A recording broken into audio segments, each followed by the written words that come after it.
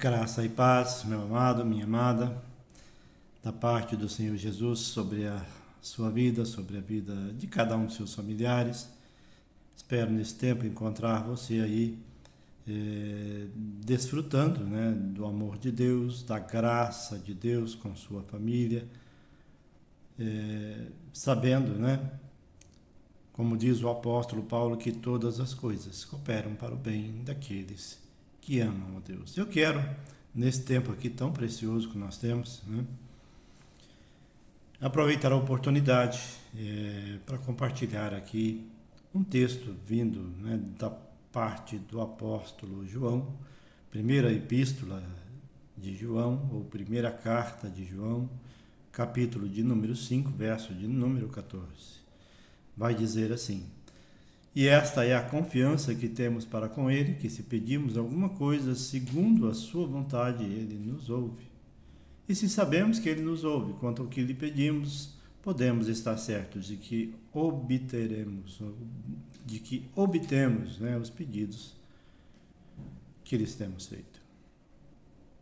Um texto da palavra de Deus, onde o apóstolo João, acostumado, né, a desfrutar o amor, a graça de Deus no mundo, né, no seu tempo, com as dificuldades do seu tempo, eram talvez diferentes das nossas. Hoje nós temos aí algumas dificuldades peculiares, especialmente nesse tempo aqui no nosso país. Temos enfrentado aí enchentes, lutas grandes de famílias inteiras, né, levadas, né, pelas águas. A gente sabe que nada disso foge ao controle de Deus, mas é tão difícil ver a aflição, a angústia, a necessidade, a carência das pessoas que sofrem por isso. Só quem já passou, né, por um momento como esse é que pode imaginar o que é que essas pessoas estão vivendo. Não quero aqui me vitimar, mas já passei por dificuldade, né, com enchente, com água, e é uma luta muito grande. Assim como outras áreas da vida, né, quando a gente sofre, quando a gente é abalado, quando a gente é afetado, uma doença, uma enfermidade, enfim, são tantas as lutas cotidianas que a gente enfrenta, desde o despertar pela manhã, com a graça de Deus. A gente não desperta, a gente não levanta, a gente não acorda para a vida sem a graça de Deus, sem o favor imerecido, né, de Deus. A gente não sabe por quê, a gente não faz porque merece, a gente não acorda porque merece, mas porque Deus é gracioso, porque Deus é bondoso, e Ele nos desperta, né, depois de uma noite de sono, e Ele também desperta outras pessoas depois de uma noite de sono para compartilhar a vida conosco, para estar conosco, assim como alguns, né, não despertam. Enfim, as coisas acontecem no cotidiano e Deus não está ausente de nenhuma delas. As nossas grandes lutas, as nossas grandes dificuldades, na maioria das vezes, são porque a gente perde, né, num momento como esse aí, de uma catástrofe, perde o chão, perde a esperança, perde a confiança, né? Ontem, vendo aí uma dessas reportagens, eu observei um moço que diz: gente, estamos vivos e a gente vai lutar e conseguir de novo refazer a vida. E nessa confiança é que a gente precisa viver cotidianamente, né? Enquanto a vida há esperança, e quando não houver mais vida, com toda certeza a gente estará com o Senhor, e com toda certeza Ele vai enxugar toda lágrima. Mas enquanto nós estamos aqui, sujeitos às intempéries, ao cotidiano, desde o despertar até o adormecer, nós, como disse antes, nos levantamos planejando algumas coisas. Às vezes não temos aí um planejamento muito bem feito para o dia, mas enfim, a gente sempre planeja as nossas ações, e quando chega ao final do dia a gente volta para casa ou volta para o lugar de descanso e tem aí uma noite de sono, exceto quando acontecem, né, essas dificuldades em que não há como voltar para casa, e a dificuldade é muito grande. O fato é que assim a gente cotidianamente planeja algumas coisas, mas algumas coisas fogem do nosso controle. A gente não controla o tempo, a gente não controla a chuva, a gente não controla algumas coisas que acontecem. A gente pode até prever algumas coisas, hoje a tecnologia está muito avançada, mas a gente não tem controle sobre essas coisas.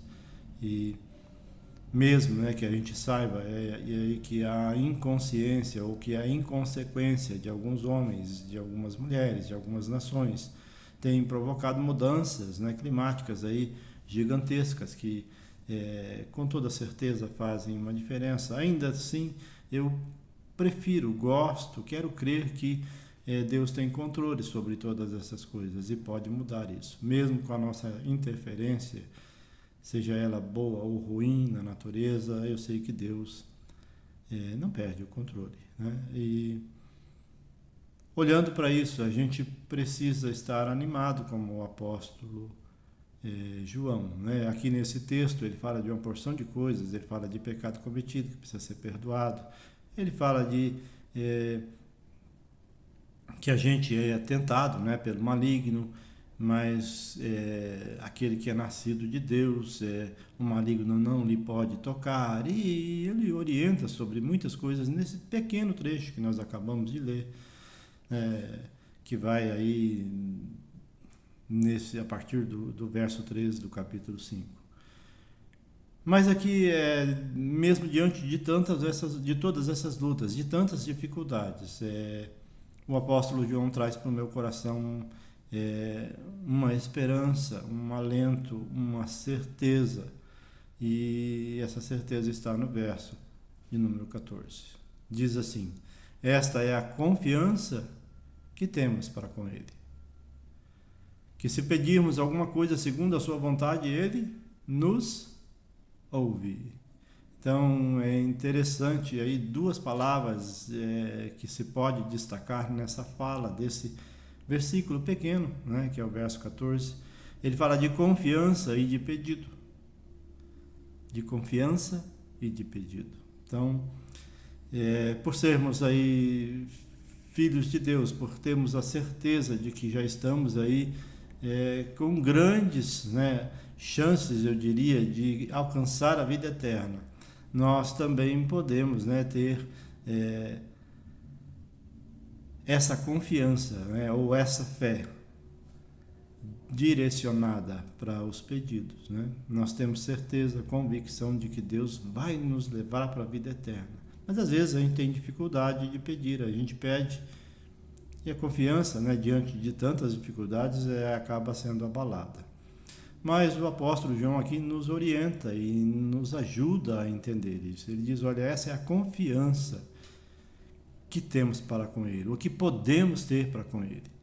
Que se pedimos alguma coisa segundo a sua vontade, Ele nos ouve. Não é segundo a nossa vontade, não é segundo a nossa determinação, não é segundo a nossa inquietação, ainda que a gente fique inquieto com as dificuldades, mas é segundo a sua vontade. Ele nos ouve. E sabendo disso, né, no verso 15 vai dizer que sabendo disso, sabendo que Ele nos ouve, em relação àquilo que nós pedimos, nós ficamos certos, né, ou confiantes de que vamos obter os pedidos que temos feito, segundo a sua vontade, naturalmente, né? Alguns aí levam isso para outra maneira de ver, para outra maneira de entender, enfim. Mas o apóstolo João nos orienta, né, nesse tempo aqui, de que em meio às lutas, às dificuldades que acontecem, seja causada como eu já disse antes, pelo pecado, né, pela influência na natureza, enfim, o pecado tem várias formas de agir, e também a ação maligna. Tudo isso pode interferir no nosso dia e no nosso final do dia. A gente pode chegar, né, cansado, estagnado. Eu quero convidar você a orar, né, segundo esse verso do apóstolo João, que diz que nós precisamos, ou nós temos essa confiança, que pedindo segundo a sua vontade, com toda certeza Ele vai fazer. Eu quero convidar você a orar comigo, nesse tempo aqui, pelas lutas que você tem enfrentado com sua família, seja na área da enfermidade, seja na área da provisão, do emprego, e também por essas famílias que têm passado nesse tempo aí por tanta dificuldade. Quero lembrar, né, que existem pessoas que também, né, passam nesse tempo aqui com tudo isso, enfrentam lutas, né, para uma vaga de hospital, para uma cirurgia, para, enfim. Eu gostaria de convidar você a orar comigo por todo esse quadro, porque a palavra diz que quando pedimos alguma coisa em seu nome com confiança, Ele nos ouve. O que Ele vai fazer? Não posso dizer, não posso determinar, não posso, mas posso com confiança pedir para que Ele faça. Você pode orar comigo? Pai, nós queremos Te louvar por esse tempo tão precioso e por essa palavra que traz ao nosso coração uma direção, ó Deus, onde alcançamos a certeza, Deus, de que os Teus ouvidos e os Teus olhos estão atentos, ó Pai, a tudo que tem acontecido na nossa vida, ó Pai, no globo terrestre. E hoje eu quero, de uma maneira muito especial, Pai, nesse tempo aqui de tanta dificuldade, começar clamando a Deus pelas pessoas que têm enfrentado aí as lutas e as catástrofes, ó Pai, aí no Rio de Janeiro, em Minas Gerais, no Nordeste do nosso país, em várias regiões, ó Pai.